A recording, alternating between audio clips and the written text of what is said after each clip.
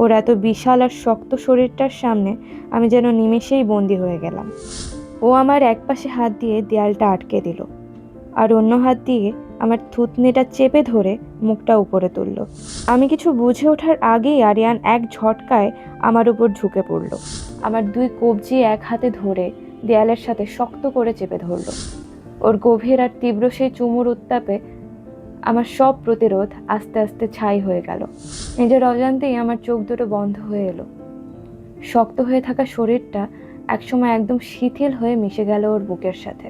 লিফটের আবছা আলোয় দেয়ালের ছোট আয়নাটায় নিজের শাড়ির আঁচলটা ঠিক করছিলাম। সারাদিনের কাজ শেষে বাড়ি ফেরার এক অদ্ভুত তাড়াহুড়ো ছিল, কিন্তু লিফটটা নিচের দিকে নামার আগেই আটতলায় এসে হুট করে থমকে দাঁড়ালো। দরজাটা খুলে যেতেই যে ভেতরে ঢুকলো তাকে দেখে আমার বুকের ভেতরটা ছ্যাঁত করে উঠল। আরিয়ান, গাঢ় নীল শার্টের হাতা গোটানো, চোখ দুটোতে যেন অদেখা এক ঝড়। আরিয়ানের পজিটিভনেস আর হিংসা নিয়ে পুরো অফিসে আলোচনা হয়, কিন্তু আমার ক্ষেত্রে যে তার এই পজিটিভনেসটা কোনো সীমা থাকে না, সেটা আমি হাড়ে হাড়ে টের পাই। ও যেন মনে মনে আমাকে নিজের একচ্ছত্র সম্পত্তি বানিয়ে ফেলেছে। ভেতরে ঢুকে ও সোজা লিফটের বন্ধ বোতামটা চেপে দিল, তারপর একদম আমার গা ঘেঁষে দাঁড়ালো। আমি দুপা পেছনে সরতে গেলাম, কিন্তু পিঠটা গিয়ে ঠেকে গেল লিফটের ঠান্ডা স্টিলের দেয়ালে। বের হওয়ার কোনো পথ নেই।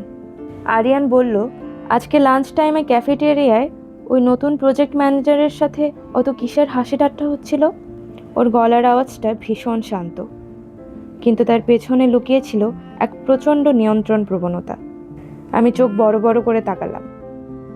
মানে, ওটা তো জাস্ট অফিসিয়াল কথা হচ্ছিল। আরিয়ান, তুমি সব কিছুতে এত জেলাস হও কেন? আরিয়ান বলল, আমি জেলাস নই। বলেই আরিয়ান আরও এক ধাপ এগিয়ে এলো। ওর এত বিশাল আর শক্ত শরীরটার সামনে আমি যেন নিমেষেই বন্দি হয়ে গেলাম। ও আমার একপাশে হাত দিয়ে দেয়ালটা আটকে দিল, আর অন্য হাত দিয়ে আমার থুতনিটা চেপে ধরে মুখটা উপরে তুলল। ওর আঙুলের স্পর্শ শক্ত, কিন্তু মোটেও আলতো নয়। আরিয়ান তারপর বলল, তুমি শুধু আমার দিকে ওইভাবে তাকাবে, ওইভাবে হাসবে। অন্য কোনো পুরুষ যদি তোমার দিকে নজর দেয়, আমার মাথায় রাগ চেপে বসে। বুঝাতে পেরেছি? আমি ওর বুক ঠেলে সরানোর চেষ্টা করে বললাম, আরিয়ান, ছাড়ো আমাকে প্লিজ, কেউ দেখে ফেলবে। আরিয়ান বলল, কাউকে দেখার সুযোগ দিচ্ছি না। কথা শেষ করার আগেই ওর দৃষ্টি গিয়ে থামলো আমার কাঁপতে থাকা ঠোঁটে। লিফটের ডিজিটাল স্ক্রিনে সংখ্যাগুলো দ্রুত নামছিল, 5, 4, 3। কিন্তু আমি কিছু বুঝে ওঠার আগেই আরিয়ান এক ঝটকায় আমার উপর ঝুঁকে পড়ল। কোনো কথা শোনার সুযোগ না দিয়ে, কোনো অনুভূতির অপেক্ষা না করেই ও জোর করে আমার ঠোঁট নিজের দখলে নিয়ে নিল। ওটা মোটেও কোনো নরম বা শান্ত চুমু ছিল না। ওটার মধ্যে ছড়িয়েছিল এক তীব্র অধিকারবোধ, ওর একগুঁয়ে হিংসা আর আমাকে পুরোপুরি নিজের আয়ত্ত নেওয়ার তাগিদ। আমি প্রথমে হাত দিয়ে ওর বুকে ধাক্কা দিয়ে নিজেকে ছাড়ানোর চেষ্টা করলাম, কিন্তু আরিয়ান আমার দুই কবজি এক হাতে ধরে দেয়ালের সাথে শক্ত করে চেপে ধরল। ওর গভীর আর তীব্র সেই চুমুর উত্তাপে আমার সব প্রতিরোধ আস্তে আস্তে ছাই হয়ে গেল। আমি চাইলেও আর দূরে সরতে পারছিলাম না। নিজের অজান্তেই আমার চোখ দুটো বন্ধ হয়ে এলো। শক্ত হয়ে থাকা শরীরটা একসময় একদম শিথিল হয়ে মিশে গেল ওর বুকের সাথে। লিফটের টুং করে একটা শব্দ হলো। Ground floor.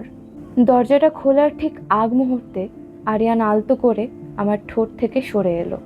আমার হাঁপাতে থাকা ঠোঁটে নিজের বুড়ো আঙুলটা আস্তে করে ঘষে দিয়ে এক চিলতে বাঁকা হাসি হেসে বলল, পরের বার অন্য কারোর দিকে তাকিয়ে হাসার আগে এই মুহূর্তটার কথা মনে রাখবে। তুমি শুধু আমার। দরজাটা খুলে গেল। আরিয়ান নিজের শার্টের কলারটা ঠিক করে খুব স্বাভাবিক ভঙ্গিতে বাইরে বেরিয়ে গেল, আর আমি গাল দুটো লাল করে কাঁপতে থাকা পায়ে লিফটের দেয়ালে হেলান দিয়ে দাঁড়িয়ে রইলাম, এক অদ্ভুত উথাল পাথাল অনুভূতির গোলক ধাঁধায় হারিয়ে গিয়ে। ধন্যবাদ সবাইকে। গল্পটি ভালো লাগলে অবশ্যই লাইক, শেয়ার অ্যান্ড সাবস্ক্রাইব করে পাশে থাকবেন। নেক্সট কী গল্প দেখতে চান সেটার জন্য কমেন্ট করবেন।